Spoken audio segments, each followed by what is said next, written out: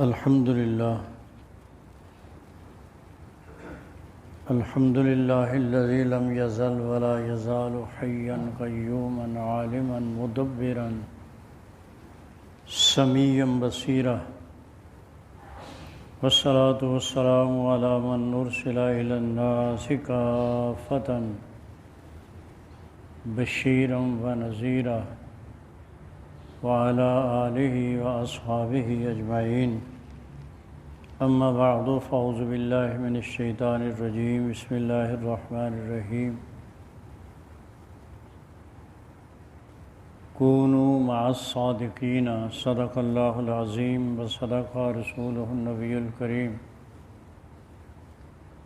قال الله تعالى في شان حبيبه مخبرا وآمرا إن الله وملائكته يصلون على النبي يا أيها الذين آمنوا صلوا عليه وسلموا تسليما اللهم صل على سيدنا ومولانا محمد وعلى آل سيدنا ومولانا محمد وأصحاب سيدنا ومولانا محمد وبارك وسلم عليه والصلاة والسلام عليك يا سيدي يا رسول الله وعلى آلك وأصحابك يا سيدي يا حبيب الله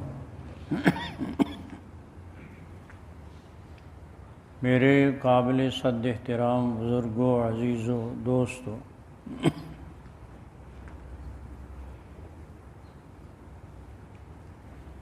گزشتہ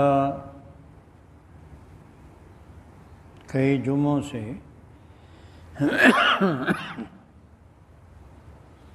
منصب ولایت کے بارے میں کہ اللہ عز و جل کے یہ بندے جنہیں ہم اولیاء اعظام سے تعبیر کرتے ہیں، یہ کون ہیں، ان کی پہچان کیا ہے، اس کے ضمن میں حضور سیدنا علی ابن عثمان داتا گنج بخش رحمۃ اللہ تعالی علیہ کے حالات زندگی پہ تھوڑی سی باتیں میں نے آپ کے لیے عرض کی تھی۔ یہ ماہ مکرم تقریباً اختتام پذیر ہونے والا ہے۔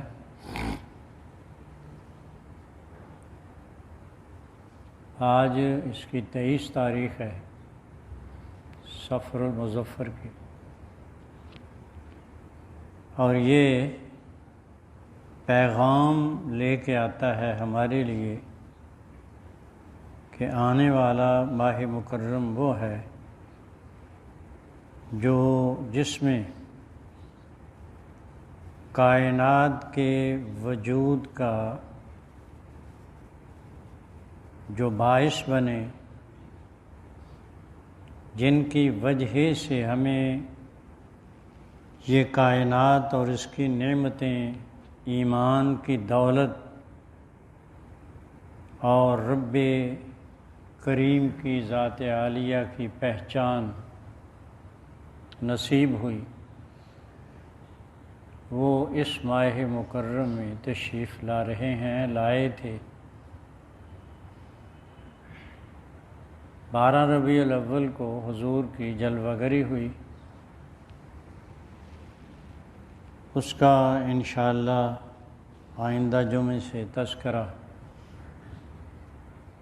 کریں گے۔ آج دادا صاحب ہی کے بارے میں چند ایک باتیں میں عرض کر رہا ہوں۔ میں نے یہ بات عرض کی تھی کہ آپ کا اسم گرامی علی ہے، علی ابن عثمان، اور آپ غزنی کے، یہ جو افغانستان ہے اس کے شہر غزنی، اس کے محلہ حجویر میں آپ اس دنیا میں تشریف لائے، پیدا ہوئے،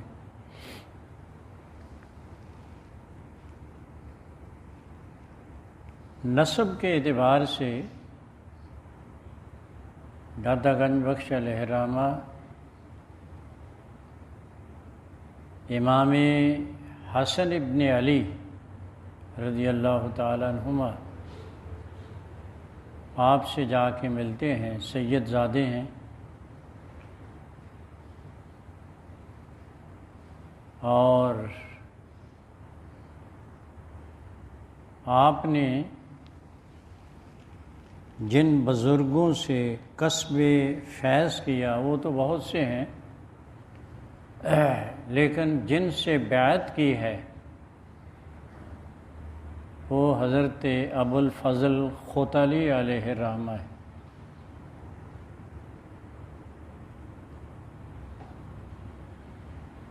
یہ بزرگ ابو الفضل خوطلی علیہ الرحمہ آپ حسری کے خلیفہ تھے،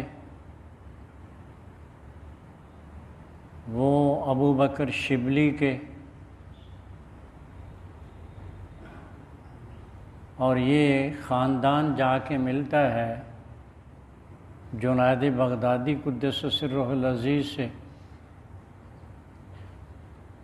اور آپ آگے چند واسطوں سے حضرت علی کرم اللہ وجہ الکریم سے جا کے ملتے ہیں۔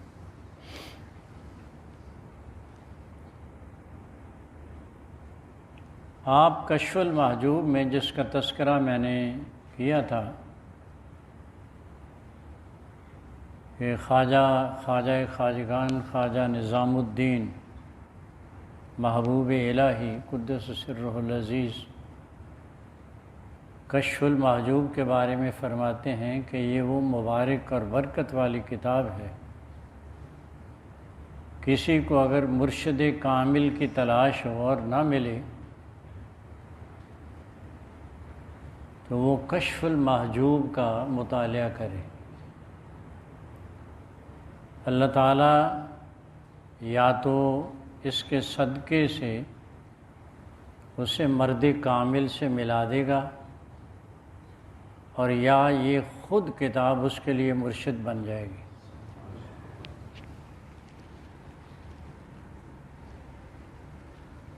کشف المحجوب کے بارے میں ایک بات مزید میں آپ کے لیے عرض کرتا جاؤں۔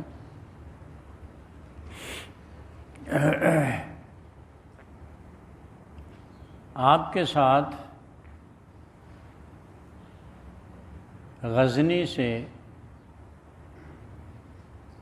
آپ کے ایک پیر بھائی بھی ساتھ آئے تھے، ابو سعید ان کا نام ہے۔ داتا صاحب کے حضور کبھی جانا ہو، جالیوں کے پاس جھانک کے اندر دیکھیں تو ایک تو داتا صاحب کا مزار آپ کو نظر آئے گا، اور ایک ان کے مغربی جانب مزار ہے، یہ ان ابو سعید خدری علیہ ابو سعید رضی اللہ رحمہ اللہ تعالیٰ کا وہ مزار ہے۔ سیدنا ابو سعید انہوں نے دادا صاحب سے یہ بات کہی تھی کہ آپ ایک ایسی ہمیں کتاب لکھ دیں جس سے بندے اور رب کے درمیان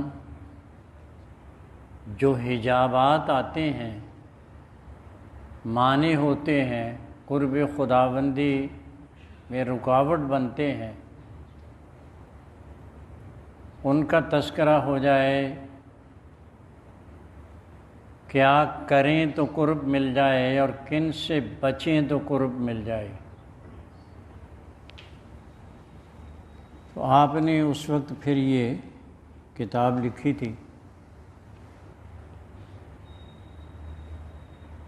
اور اگر آپ اس کتاب کا مقدمہ پڑھیں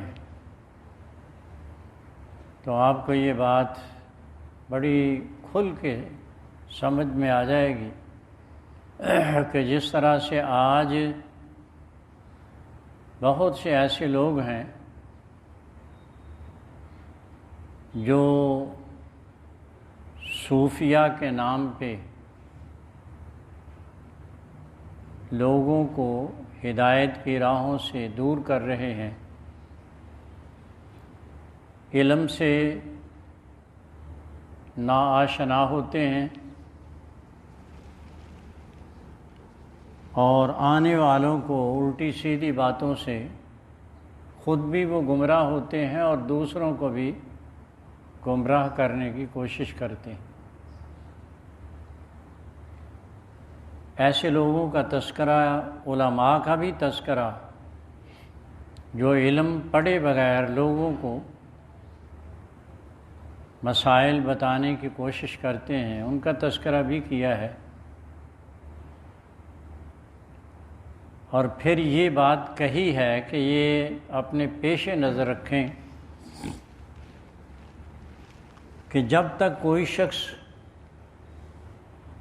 علم سے آشنائی حاصل نہیں کر لیتا،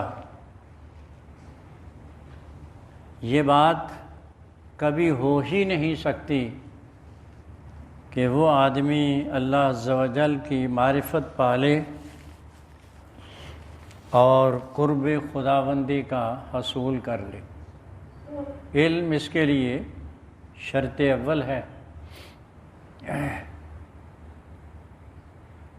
اور پھر علم کی بحث میں آپ نے یہ بھی بات بھی لکھی،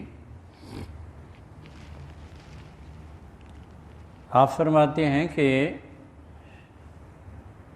ہر آدمی پہ جس فن سے وہ وابستہ ہے، جو وہ کام کرتا ہے، اس کو اس کے مسائل کا علم ہونا یہ ضروری ہے تاکہ وہ حلال حرام سے اسے پہچان سکے، حرام سے اجتناب کر سکے، بچ سکے اور حلال کو اپنا سکے۔ اسی ضمن میں آپ نے یہ بات بھی لکھی ہے کہ حرام کا جو ایک لقمہ ہے، یہ خداوند کریم کی راہ میں اتنی بڑی رکاوٹ ہے کہ ایسے آدمی جو حرام کا ایک لقمہ بھی استعمال میں لاتا ہے، اس کے لیے قرب خداوندی کی راہیں مسدود ہو جاتی ہیں، بند ہو جاتی ہیں۔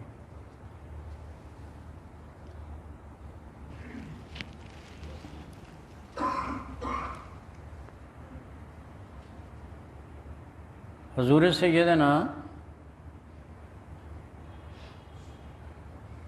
جنید بغدادی قدس سرہ العزیز کا ایک واقعہ اس کی شہادت پیش کرتا ہے۔ آپ فرماتے ہیں کہ میں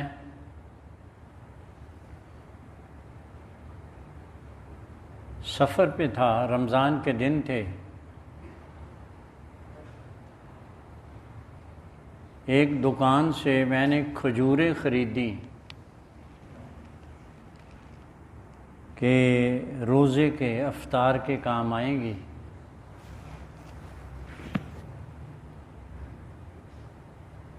اب جب میں ان کھجوروں کو سمیٹ رہا تھا تو میں نے دیکھا کہ میرے قدموں کے پاس ہی ایک کھجور گری ہوئی وہاں پڑی ہے۔ یہ خیال کر کے کہ میری کھجوروں میں سے شاید کوئی گر گئی ہے، میں نے اس کو اٹھایا اور اس میں رکھ لیا۔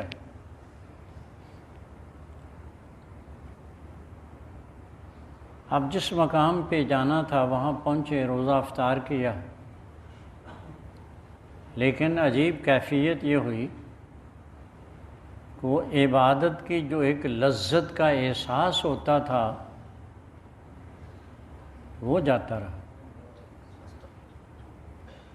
کئی دن ایسے سوچنے میں گزر گئے کہ یہ ہوا کیا ہے۔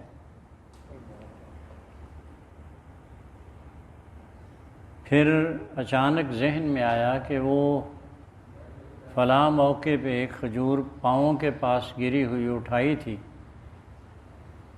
شاید وہ میری نہ ہو، کسی کی کھجور گری ہوئی، یا دکاندار کی کھجور گر کے ادھر آ گئی اور وہ میں نے استعمال میں اسے لے آیا اور اس کی وجہ سے یہ رکاوٹ پیدا ہوئی۔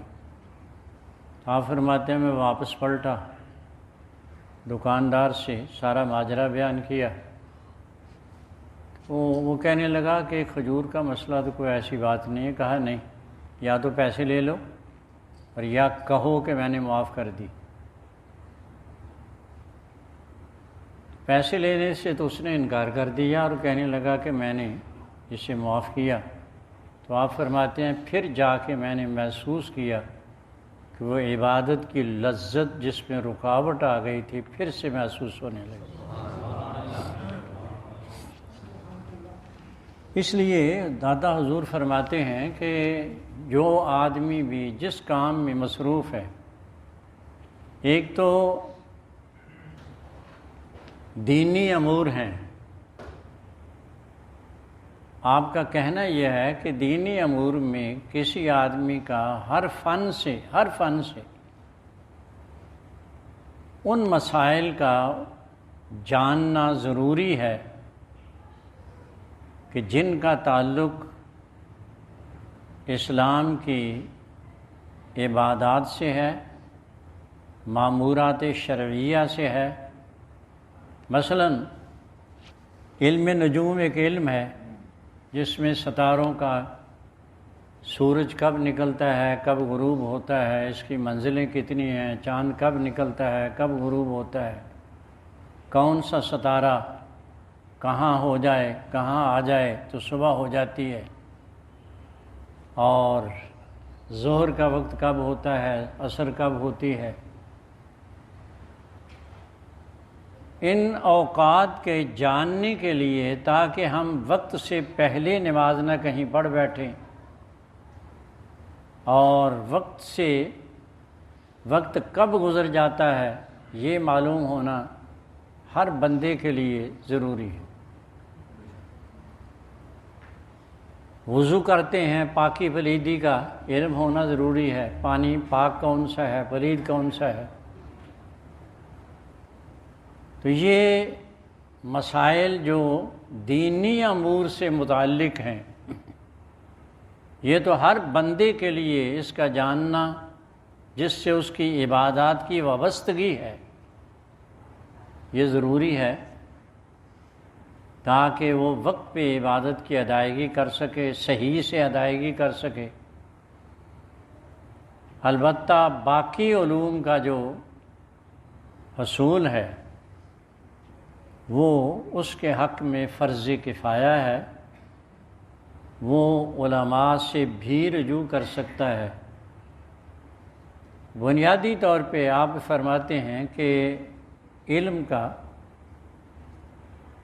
جاننا، علم کا حاصل کرنا، علوم شرعیہ سے جب تک آگاہی نہ ہو، آدمی یہ کہے کہ میں آگے چل کے قرب خداوندی پالوں گا، یہ بڑا مشکل ہے، نہیں ہو سکتا۔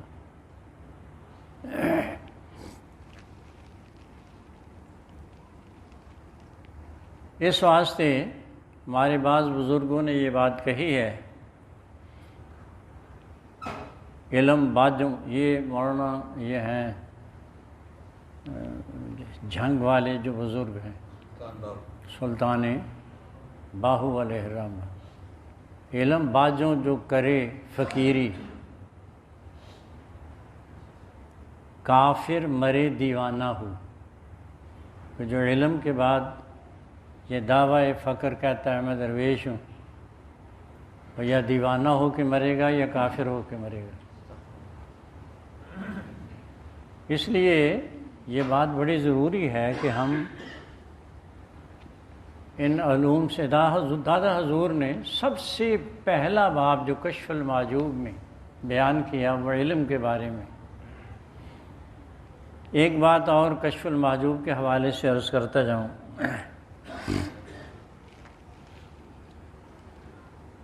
داتا حضور علیہ الرحمہ آپ فرماتے ہیں کہ یہ جو بزرگان دین جن سے ہم سلوک کی، رب تعالیٰ کے قرب کی راہوں کے متلاشی ہوتے ہیں، بیعت ہوتے ہیں ان سے، یہ دو طرح کے مسلک کے آدمی ہیں مجموعی حیثیت سے. ایک وہ ہیں جو شکر کے حامل ہیں، اور ایک وہ ہیں جو سہو کے حامل ہیں. یہ صوفیہ اعظام کی اصطلاحات ہیں. میں ابھی اس کے لیے تھوڑا سا عرض کرتا ہوں تاکہ یہ بات ہم سمجھ سکیں. شکر یہ ہوتا ہے کہ آدمی رب تعالیٰ جل مجدہ الکریم کا قرب تلاش کرتے کرتے اس کی صفات میں اپنے آپ کو اس طرح سے کھو دیتا ہے کہ پھر اس کا کوئی کام بھی اپنی مرضی سے نہیں ہوتا. وہ کوئی گفتگو کرے تو بھی اپنی منشا سے نہیں کر سکتا، ہاتھ اٹھائے تو بھی اپنی منشا سے نہیں کر سکتا. وہ شکر ہے، اور اس کا پتہ ہمیں قرآن عزیز سے ملتا ہے. حضور اکرم صلی اللہ علیہ وسلم کے بارے میں قرآن عزیز ارشاد فرما رہا ہے کہ 2-3 مواقع ایسے آئے ہیں کہ نبی کریم صلی اللہ علیہ وسلم نے اس طرح سے مشتور خاک کو اٹھایا اور کافروں پہ پھینکا. ایک تو جنگ بدر میں آپ نے بارہا سنا، سرکار دو عالم صلی اللہ علیہ وسلم جب جنگ شروع ہوئی ہے تو مشتبر خاک اٹھا کے فرمایا تھا شاہت الوجوہ، یہ چہرے اندھے ہو جائیں. اور بخاری شریف کی حدیث ہے کہ 1000 کا لشکر تھا کافروں کا، ان میں سے کوئی ایک بھی ایسا نہیں تھا کہ جس کی آنکھوں میں اور جس کے جسم پہ اس کی دھول نہ پڑی. اب ایک مشتبر خاک 1000 آدمی پہ کیسے آپ ڈیوائیڈ کریں گے؟ لیکن قرآن عزیز نے کہا وَمَا رَمَيْتَ إِذْ رَمَيْتَ وَلَكِنَّ اللَّهَ رَمَى. اے محبوب مکرم، وہ مشتور خاک جو آپ نے پھینکی تھی وہ آپ نے نہیں بلکہ اللہ نے پھینکی تھی. یہی ہجرت کے موقع پہ ہوا تھا. کافر بالکل دروازے کے سامنے بلکہ پورے گھر کو گھیرے میں لیے ہوئے ایسے کھڑے تھے، کندھے سے کندھا ملائے. اور حضور اکرم صلی اللہ علیہ وسلم نے بستر پہ حضرت علی کرم اللہ وجہ الکریم کو لٹا دیا تھا کہ یہاں لیٹنا، چادر میری لے لو اور اسے اوڑھ لو، کافر تمہیں کچھ نہیں کر سکیں گے. اور صبح جو امانتیں ان کافروں نے یا مسلمانوں کسی اور نے میرے پاس رکھی ہیں انہیں واپس کر کے چلے آؤ. حضور اکرم صلی اللہ علیہ وسلم جب وہاں سے باہر آئے ہیں تو کافر وہاں کھڑے تھے، اور وہاں بھی یہی ہوا کہ حضور اکرم صلی اللہ علیہ وسلم سورہ یاسین کی پہلی آیات طیبات پڑھتے ہوئے فَهُمْ لَا يُبْصِرُونَ تک اس طرح سے وہ مشتبر خاک پھینکی، اور سب کے سب وہیں کھڑے ہیں اور سرکار ان کے درمیان سے نکل گئے. ابلیس جو انسانی شکل میں ان کے پاس کھڑا تھا وہ ان سے کہنے لگا کیوں کھڑے ہو؟ انہوں نے تذکرہ کیا، کہا وہ تو چلے گئے. کیسے کیسے چلے گئے؟ ہم تو ایسے کندھے سے کندھا ملائے کھڑے ہیں. کہا اس کی نشانی یہ ہے تو اپنا سر دیکھو، اپنا چہرہ دیکھو، اس پہ دھول پڑی ہوگی.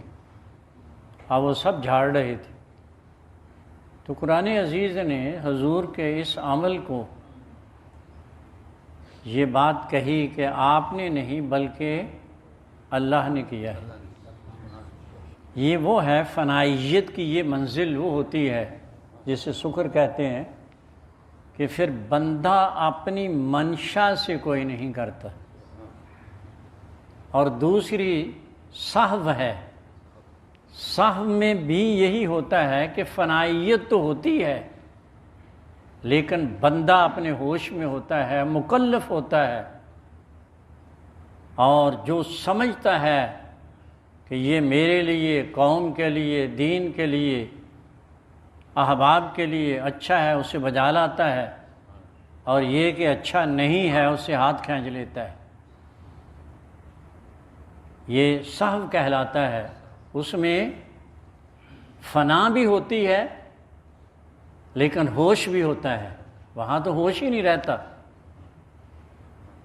اور دادا حضور فرماتے ہیں میں جن شیوخ سے میں نے کسب فیض کیا ہے، جن سے بیعت کی ہے، وہ سب کے سب سہو کی منزلوں پہ فائز تھے۔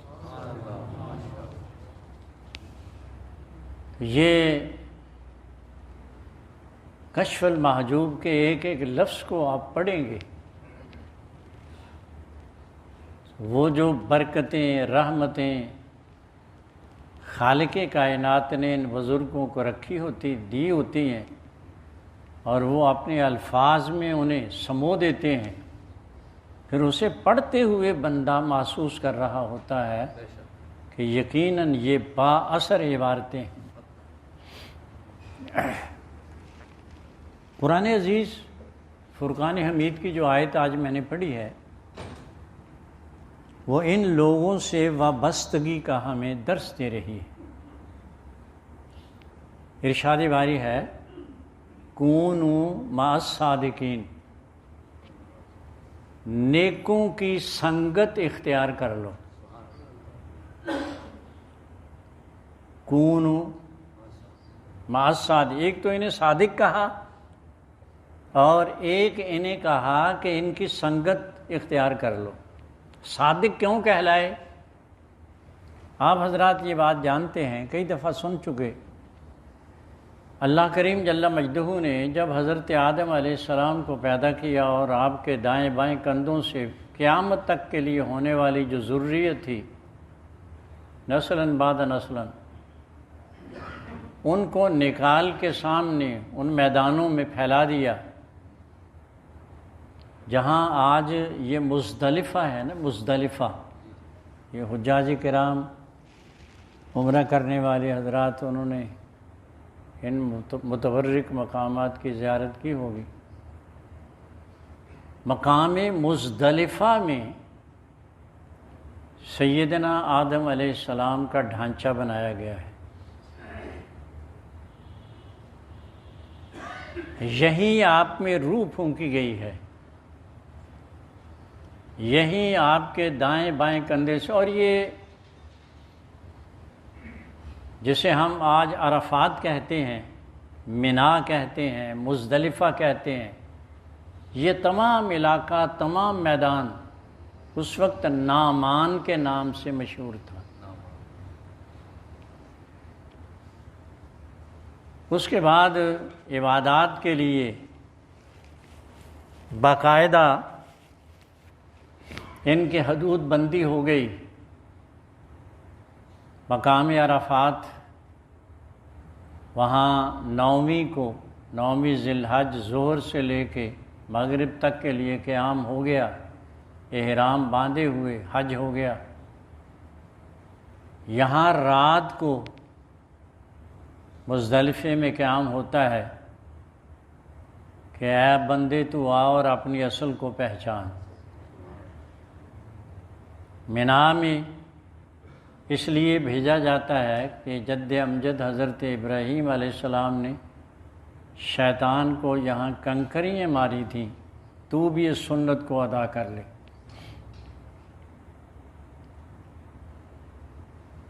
میں جو بات آپ کے سامنے عرض کر رہا تھا وہ یہ تھی کہ جب اللہ عز و جل نے تمام ان روحوں کو جو آدم علیہ السلام سے قیامت تک کے لیے وجود میں آنے والی تھیں ان کو اجساد امثالی کی صورت میں بکھیر دیا تو پوچھا الستُ بربکم، کیا میں تمہارا رب نہیں ہوں؟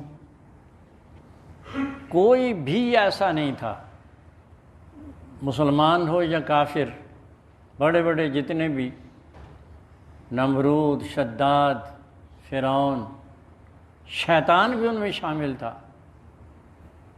سب نے کہا تھا قالوا بلا، اے مولا کریم کیوں نہیں، تو ہمارا رب ہے۔ دنیا میں جو لوگ آ کر اس کیے گئے وعدے پہ قائم رہے وہ تو صادق ہیں، اور جنہوں نے اس وعدے کو فراموش کر دیا وہ اس کے خلاف ہیں، وہ کاذب ہیں، وہ صادق نہیں ہیں۔ وہاں محضر خداوندی میں سامنے ہوتے ہوئے یہ کہا بلا، مولا کریم کیوں نہیں، تو ہمارا رب ہے، اور جب یہاں ابتلا اور امتحان کی جگہ پہ آئے ہیں تو اسے فراموش کر بیٹھے۔ یہ لوگ ایسے ہیں کہ انہوں نے جو وہاں کہا تھا وہ دنیا میں آ کر اس میں قائم رہے۔ اب رب کریم ہمیں اس بات کا حکم دے رہا ہے، یہ اپنے وعدے پہ قائم رہے، ان پہ ہماری تجلیات و انوار کا کہ ہر لمحہ بارشیں ہوتی ہیں، اگر تم بھی چاہتے ہو کہ ان رحمتوں سے اپنے دامنوں کو بھر لو تو آؤ ان کے پاس آ کے بیٹھ جاؤ، کونو مع الصادقین۔ اس پہ ایک میں مثال عرض کرتا جاؤں۔ ایک بزرگ تھے ہمارے مفتی احمد یار خان صاحب علیہ الرحمہ، انہوں نے یہ واقعہ اپنی تفسیر میں لکھا۔ ایک بزرگ بازار سے گزر رہے تھے، کوئی آدمی ٹوکرے میں سنترے بیچ رہا تھا، اور صدا یہ لگا رہا تھا اچھے سنترے۔ اب جہاں سے گزر ہوا اور اس سنترے بیچنے والے کی صدا کان میں ان بزرگوں کے پڑی تو ان پہ ایک کیف طاری ہوا۔ ساتھ جو خادم تھا اس نے سنبھالا دیا، آگے بڑھے تو کہنے لگے حضور آپ یہ کیف کس وجہ سے طاری ہوا؟ کہا دیکھ نہیں رہے تھے وہ سنترے بیچنے والا کیا کہہ رہا تھا؟ کہا وہ کہہ رہا تھا اچھے سنترے، تو ہر آدمی اپنا سودا بیچتے ہوئے اسے اچھا ہی کہتا ہے؟ کہا نہیں، غور سے سننا، وہ کہہ رہا تھا اچھے سنگ ترے، کہ جو اچھوں کی سنگت میں مل جاتے ہیں وہ تر جاتے ہیں۔ یہ قرآن عزیز ہمیں تعلیم دے رہا ہے کہ ان نیکوں کے ساتھ لگ جاؤ اور وہ تمام رکاوٹیں جو تمہاری راہوں میں سد بنتی ہیں، دیوار بن جاتی ہیں، حائل ہو جاتی ہیں، وہ ان کی وجہ سے دور ہو جائیں گی۔ وہ رحمتیں، وہ برکتیں جو انہیں حاصل ہوتی ہیں، میں اس کے لیے آپ کے لیے عرض کرتا ہوں، حضور سیدی خواجہ خواجگان خواجہ معین الدین چشتی اجمیری قدس سرہ العزیز، آپ جب سرکار دو عالم صلی اللہ علیہ وسلم کے احکام سے یہاں تشریف لائے ہیں تو داتا حضور پہنچ کر آپ نے چلہ کشی کی ہے۔ آپ نے دیکھا ہوگا دادا حضور کے پائنتی کی طرف آپ کی وہ چلا گاہ کا حجرہ بنا ہوا ہے، اور وہاں 40 دن کاٹ کر جن نعمتوں سے آپ نے دامن کو بھرا ہے، جو اللہ عز و جل کی قرب کی منزلوں کو پایا ہے، اس پہ آپ نے برملا کہا تھا گنج بخش فیض عالم، مظہر نور خدا، اور ناقصارہ پیر کامل، کاملانہ رہنما۔ اس سے پہلے کسی شخص کو داتا حضور کے لیے گنج بخش کا لفظ کا پتہ بھی نہیں تھا۔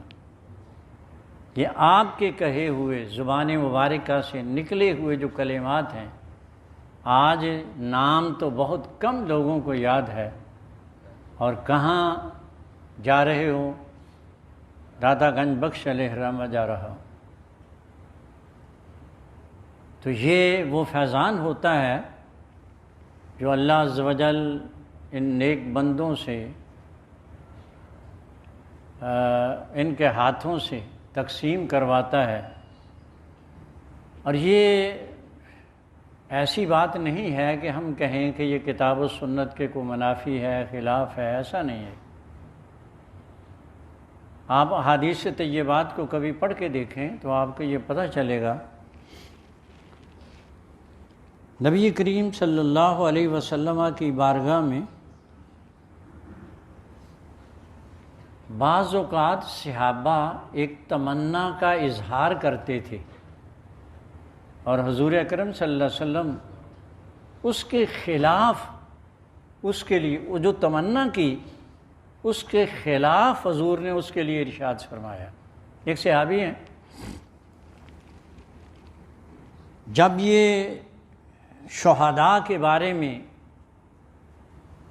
آیات طیبات نازل ہوئیں کہ لا تحسبن الذین قتلوا فی سبیل اللہ اموات بل احیاء عند ربہم یرزقون،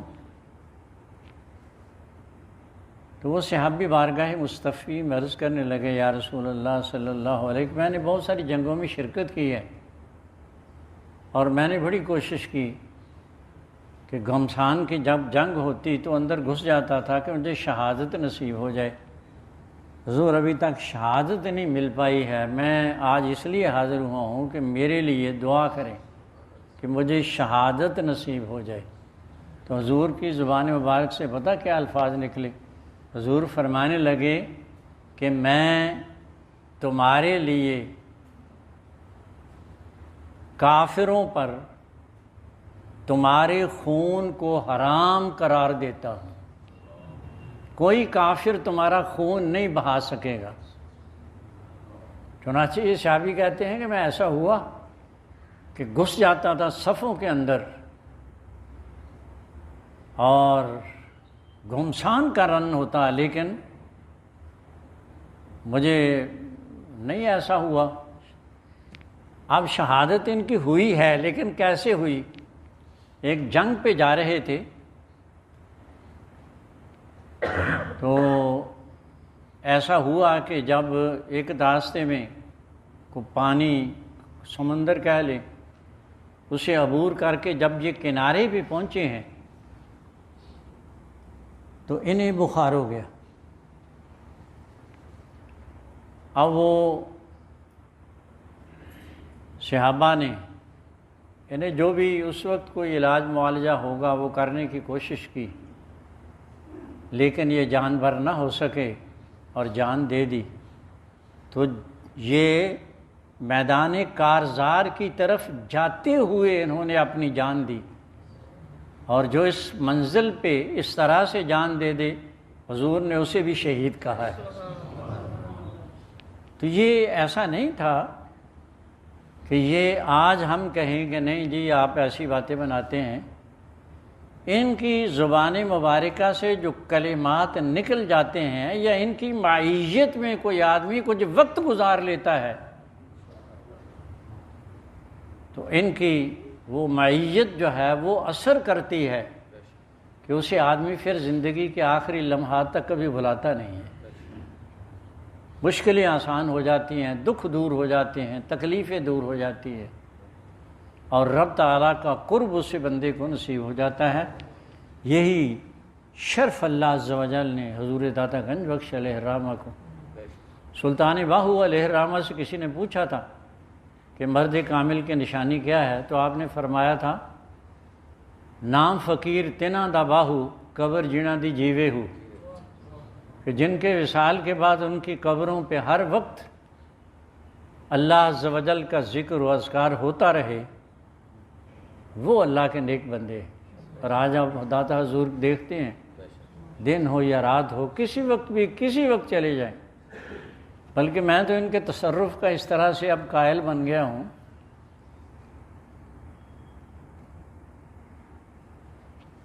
ابھی آپ نے آخری دن دیکھا ہوگا جلسہ ہو رہا تھا، دو ہمارے نام تو ان کا وہ یہی کہتے ہیں، ہم بھی سننی ہے، وہ ان کے بارے میں مشاورت ہوئی تھی باقاعدہ علماء کی اور محکمہ کے افسران کی بھی، کن کن کو بلایا جائے، تو ان کا نام سامنے آیا تو اس وقت علماء نے بھی مخالفت کی، جو وہاں دوسرے مشاورت ہو رہی تھی ان کی بھی مخالفت کی، انہوں نے بھی کہ انہیں نہ بلائیں، یہ کوئی عقیدتاً اب اچھے نہیں رہے۔ صحابہ رضوان اللہ علیہم اجمعین جن کے بارے میں قرآن عزیز کہہ رہا ہے رضی اللہ عنہم ورضوا عنہ، اللہ ان سے راضی ہوا اور یہ اللہ سے راضی ہوئے، ان کے اس بارے میں کچھ زبانیں تان دراز کرتے ہیں، اس لیے انہیں نہ بلائیں۔ تو کسی کی بات پہ دھیان نہیں دیا گیا، اور آپ نے اس دن دیکھا دو بندے آئے اور عوام نے پورا جتنے بھی مسجد بھری ہوئی وہ سب اٹھ کے ان کے خلاف نعرہ بازی کی، اور یہ جب تک داتا حضور کا تصرف نہ ہو کبھی ہو نہیں سکتا۔ آج ہم یہاں بیٹھے ہوئے ہیں، کوئی بندہ بولتا نہیں، مسجد کا احترام کرتے ہیں، لیکن وہ سارے کے سارے ایسا، یہ اللہ کے بندے جس طرح سے اپنی ہین حیات کے اندر تصرف کرتے ہیں، اپنے وصال کے بعد اس سے زیادہ تصرف کرتے ہیں۔ پہلے جسم کی قید میں مقید ہوتے ہیں، پھر اس سے آزاد ہو جاتے ہیں۔ اس لیے کوئی آدمی اپنے طلب کرنے میں ایک دفعہ صادق بن کے دیکھے، سچا بن کے دیکھے، پھر دیکھیں رب تعالیٰ کے یہ نیک بندے کیا کچھ ادا کرتے ہیں۔ اللہ تعالیٰ توفیق عطا فرمائے، ان سے وابستگی قائم رکھے، اور ان کے صدقے سے رب تعالیٰ مملکت خدا داد پاکستان کو استحکام عطا کر دے۔ ہمارے یہ ایک بزرگ ہیں مسجد کے بڑے معاون، ان کا نام رانا نسیم ہے، یہ مسجد کی معاونت بھی کرتے ہیں اور بڑے بیبے سے بندے ہیں جی۔ ان کی والدہ اگلے دن انتقال کر گئی، انہوں نے یہ کہا ہے جی ان کی مغفرت کے لیے دعا کرنی ہے، تو دعا کیجئے رب تعالیٰ انہیں بھی اور جتنے بھی محبوب مکرم صلی اللہ علیہ وسلم کے امت کے غلام دنیا سے ایمان سے گئے ہیں، ان سب کی مغفرت فرمائے اور انہیں اپنی جوار رحمت میں جگہ عطا فرمائے۔